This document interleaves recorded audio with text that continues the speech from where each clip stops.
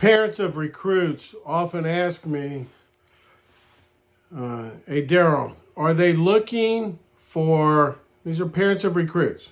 So, Darryl, are they looking for more USTA tournaments, rankings, or are they looking for UTR tournaments? What are they looking for? Of course, I have to ask, who's they?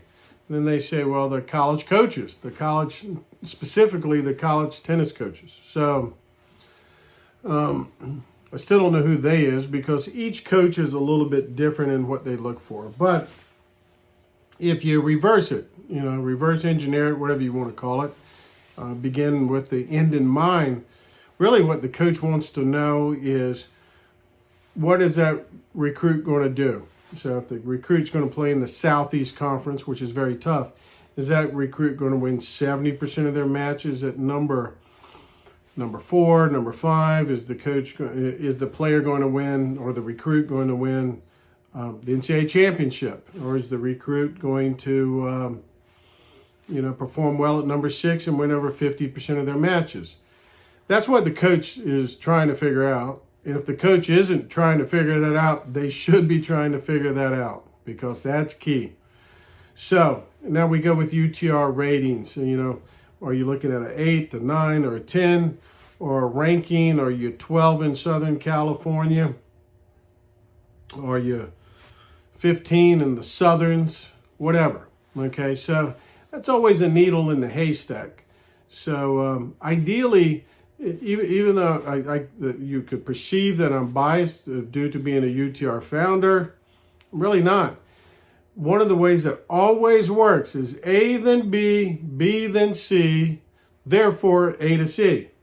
So Socrates is a man, man is mortal, therefore Socrates is mortal.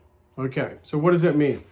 Well, if the recruit defeats someone or has a really good match against this player, and then this player beats someone that's, for example, number 4 at University of Richmond or number 4 at Cal Poly, now we almost have a direct result. I guess it's something like those 7 degrees of separation, or 7 degrees of to Kevin Bacon, right? So you can get there just by direct.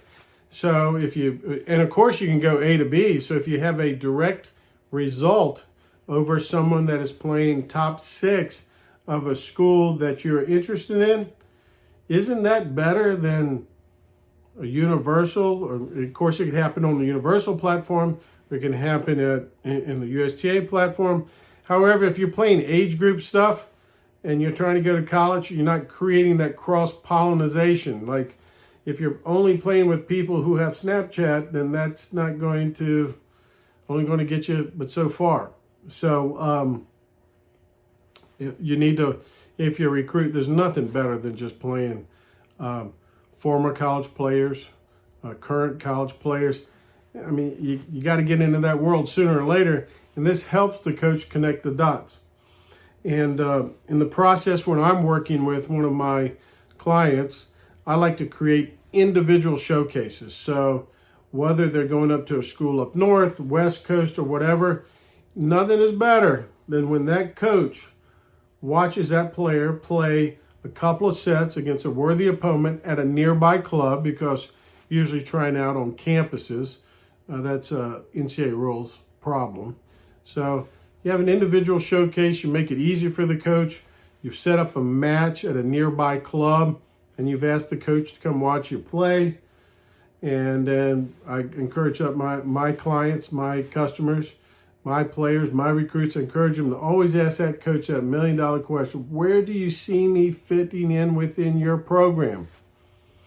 And if you don't fit in where you wanted to, coach, what do I need to get to that level? That right there has a very stimulating conversation.